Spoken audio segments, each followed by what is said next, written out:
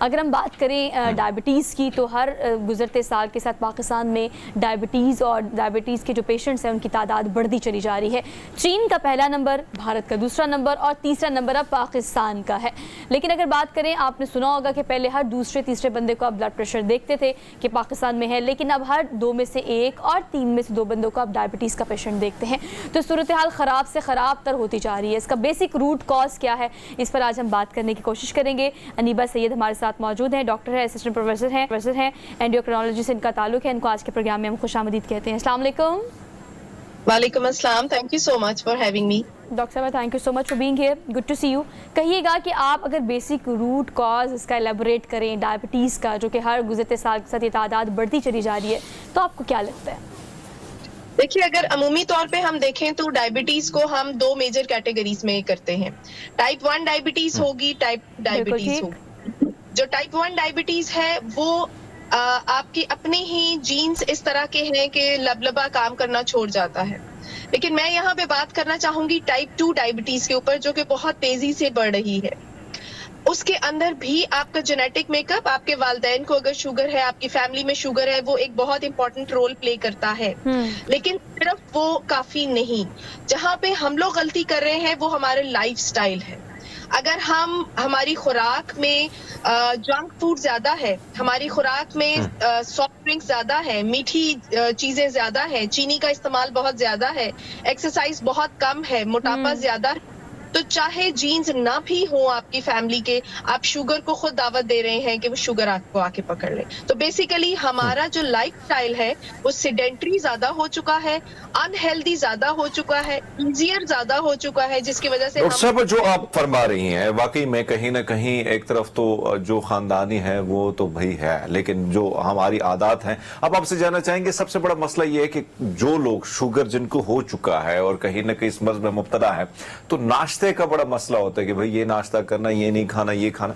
क्या ऐसी चीजें होनी चाहिए कि कहीं ना कहीं उनका शुगर लेवल जो है वो नॉर्मल रहे? देखिए, अगर जी आपकी आवाज आ रही है। देखिए, कोई खास एक पेट अगर मैं कहूँ कि हमारे पास मील प्लान होना चाहिए, उस तरह नहीं। अलबत्ता जो आपके घर में नॉर्मल खाना बनता है उनमें से सिर्फ वो चीज आपने निकाल देनी है जो कि एज अ शुगर पेशेंट आपके लिए मुजरे सेहत है। जैसे चीनी है, गुड़ है, शक्कर है। आप लोगों ने देखा होगा जी, चाय में हम चीनी डाल रहे, शक्कर डाल रहे हैं, तो वो भी वही चीज आ जाती है। ये मिसकंसेप्शन दूर करना है। इसके अलावा पाउडर्ड मिल्क जिस तरह होता है वो इस्तेमाल, उसका नान का इस्तेमाल बहुत ज्यादा हो जाता है, स्पेशली लाहौर और इस तरफ गुजरावाला की साइड के ऊपर नाश्ते में भी लाहौर वो नान चल रहे होते हैं। तो वो चीजें, इसी तरह बेकरी प्रोडक्ट्स जो है, चाहे वो स्नैक्स के तौर पे हो, सीरियल्स के तौर पे हो, जो भी बेकरी प्रोडक्ट है उसको आप अवॉइड करें। घर के जो गंदम का, चक्की का आटा है उसकी आप रोटी खाइए, बिल्कुल ठीक रहेंगे। अच्छा डॉक्टर साहब, इस चीज़ को भी एड्रेस कीजिएगा। नॉर्मली ये कहा जाता है कि अगर आपको डायबिटीज़ हो जाती है तो for the rest of the life you have to live with that, लेकिन क्या इस मिसकंसेप्शन को कहा जा सकता है इसको कि इसको अगर आपको डायबिटीज़ हो जाती है तो आपकी एक्सरसाइज से, लाइफस्टाइल से, खाने से, एहतियात से क्या ये रिवर्स हो सकती है? Is it possible? आपने बहुत इंटरेस्टिंग और बहुत अच्छा क्वेश्चन किया है। टाइप 1 डायबिटीज की मैं यहाँ फिर बात नहीं करूंगी, उसके लिए ये चीज नहीं है। टाइप 2 डायबिटीज के लिए साल पहले तक एग्जैक्टली यही बात थी कि हो गई तो बस फिर सारी उम्र इसके साथ रहना है। रिसेंटली हमारे पास स्टडीज भी मौजूद है, कुछ ऐसी मेडिसिन भी आई हैं जिनके बाद ये चीज अब दूर नहीं कि डायबिटीज से आप अपनी जान छुड़वा सकते हैं। सेइंग दैट, उसके लिए सबसे इम्पोर्टेंट चीज ये है कि आपका जो ओवर वेट या मोटापे की तरफ आपका वजन है, आपको वो लूज करना पड़ेगा और हेल्दी लाइफस्टाइल पे आना पड़ेगा। वही 5 to 7% आप लूज करते हैं, या अगर आप 12 से 13 किलो, या जब भी आप नॉर्मल BMI पे आ जाते हैं तो हाई चांस है कि आप काफी सालों तक या शायद हमेशा के लिए डायबिटीज को खुदाफिज ही कह दें। डॉक्टर साहब, कुछ अगर हम देखें, मतलब जो शख्स जिनको पता चलता है कि भैया मेरा शुगर हो गया, कहीं ना कहीं मैंने ऐसे लोग देखे हैं कि वो बहुत ज्यादा जो है अपने ऊपर हावी कर लेते हैं इन सारी चीजों को। दूसरी जानिब हम ये भी देख रहे हैं कि एक तरफ तो आज आलमी दिन मनाया जा रहा है शुगर के हवाले से, लेकिन बलूचिस्तान के हवाले से जो रिपोर्ट्स हमारे सामने हैं, आज भी वहां पे लोग जो है इन्हिसार करते हैं दम, दरूद और चुफ पे।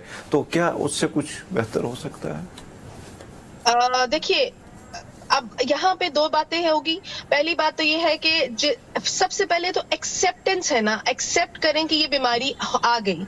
दो तरह के लोग आपको मिलेंगे, एक तो बहुत ज्यादा घबरा जाएंगे और आंखें बंद कर लेंगे, और उसके बाद वो कहेंगे जी है ही नहीं, मुझे तो थी ही नहीं, मैं 3 साल बाद ही अब चेक करूंगा। वो भी नुकसान उठाते हैं। जो सामने दुश्मन हो उससे बचा जा सकता है, जो अगर छुप जाएगा तो फिर मुमकिन नहीं।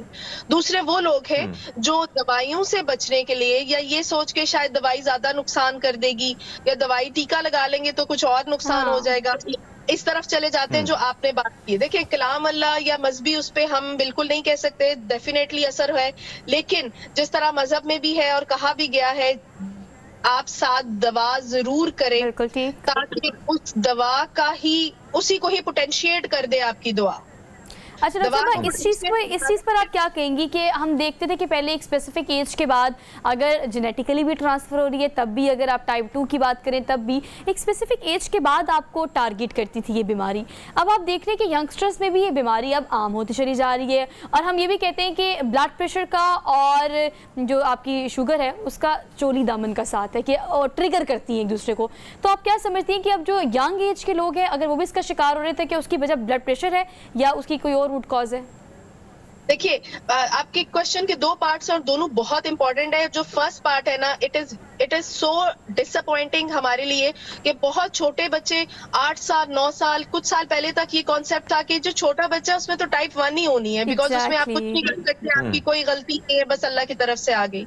अब हम देख रहे हैं 6 साल की उम्र, 5 साल की उम्र, 10 साल की उम्र का बच्चा टाइप 2 के साथ आ रहा है। उसमें वजन, बच्चे का वजन बहुत ज्यादा होगा, गर्दन पीछे से काली हो रही होगी, उसकी एक्टिविटी बहुत कम है, आप गैजेट्स के ऊपर बैठा रहेगा, खाना भी खाएगा तो मोबाइल लगा के या कोई ना कोई कार्टून लगा के बच्चा देख रहा होता है, एक्टिविटी कम है, इंडोर रह गई, जंक बर्गर्स खाएंगे, पिज्जास खाएंगे। सो बेसिकली जो लाइफस्टाइल है वो खराब हो गया, और ये टाइप 2 डायबिटीज बच्चों में बहुत ज्यादा आना शुरू होगी, जो हमारे लिए डॉक्टर साहब एक और चीज, अब हमने ज्यादा जो देखा है, अब हम एक वक्त था कि हम लोग बड़े मेहनती हुआ करते थे, चलना फिरना, लेकिन अब तो माशाल्लाह हर एक के पास कहीं ना कहीं गाड़ी है, किसी के पास बाइक है, किसी के पास साइकिल है, साइकिल तो बेहतर चीज है। खवातीन के हवाले से बात करते हैं जो घरों में बैठी हैं, जिनको टाइम नहीं मिलता, कि ना हमारे पास बड़े बड़े ग्राउंड है, ना कहीं बहुत ऐसे इलाके हैं जहां पे खवातीन को इजाजत ही नहीं है बाहर घूमने फिरने की।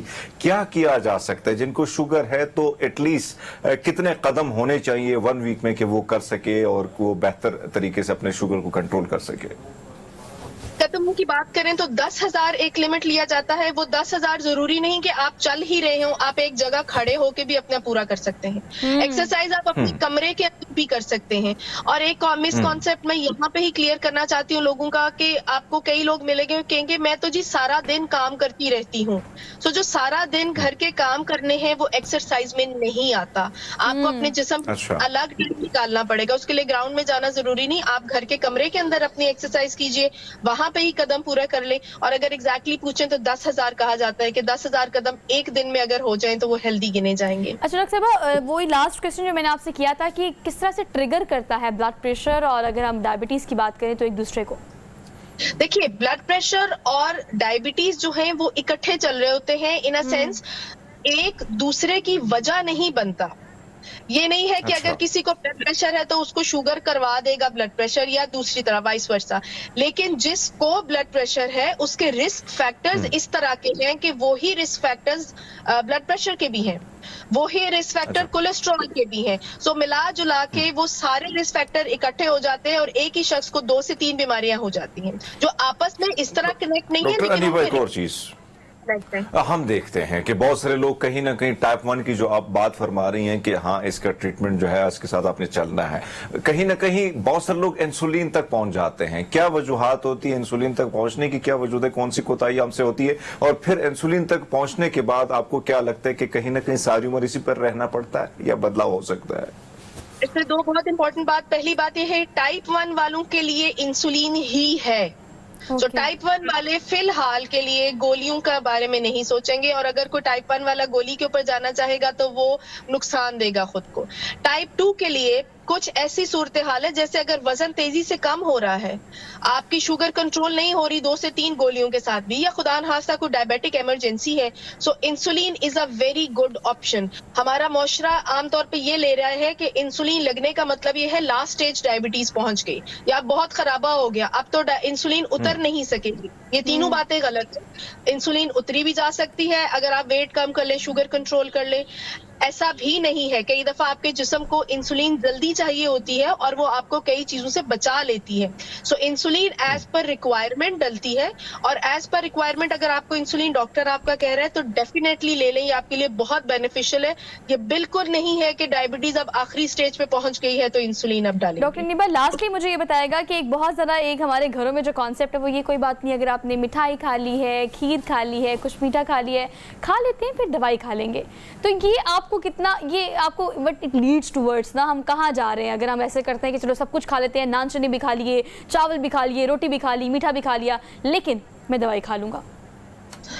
दवाई आपके जो एक्स्ट्रा आपने इनटेक की है उसको कवर नहीं कर पाएगी। मैं आसान लफ्जों में कहती हूँ, अगर कहीं आग लगी हुई है, कोई पानी डाल रहा है दवाई के जरिए और आप मिट्टी का तेल डाल दें, जब तक वो मिट्टी का तेल पूरी तरह जलेगा नहीं, आग पानी से भी नहीं बुझेगी। तो यही सूरत हाल है, आपको वो चीज अपनी जिंदगी से निकालनी पड़ेगी, तब आपकी दवाई भी प्रॉपर आपके दिल को, गुर्दे को, फॉलेज वाली शरेयान को, आपके पाँव की शरेयानों को, इन सारी चीजों को बचा पाएगी। वरना यकीन करें, मैं अपने मरीजों को भी कई दफा कहती हूँ कि ऐसा कुछ नहीं किया कि शुगर आप पे क्यों तरस खाए, कि मैं इस पे तरस खा लेती हूँ, चाहे इसने मीठा खा लिया, मैं इसे कुछ नहीं कहूंगी। ऐसा नहीं होगा, आपको अपना ख्याल खुद रखना पड़ेगा। बिल्कुल ठीक कह रहे हैं doctor Neeba, thank you so much for being here. काफ़ी अच्छी और प्रोडक्टिव बातें आपने फुली कि आपको समझ आ गया होगा कि डायबिटीज़ समेत दीगर अमराज की अगर हम बात करें तो आजकल सिर्फ आपका लाइफस्टाइल है जो इन तमाम बीमारियों को ट्रिगर करता है, तो अपनी रूटीन को बेहतर करना पड़ेगा आपको। हरमीत पाजी की तरह सुबह सुबह आपको एक्सरसाइज अपनी रूटीन और अपनी ज़िंदगी का हिस्सा बनानी पड़ेगी ताकि आप इस तरह की सारी बीमारियों से दूर रहें और तंदुरुस्त रहें और तवाना रहें।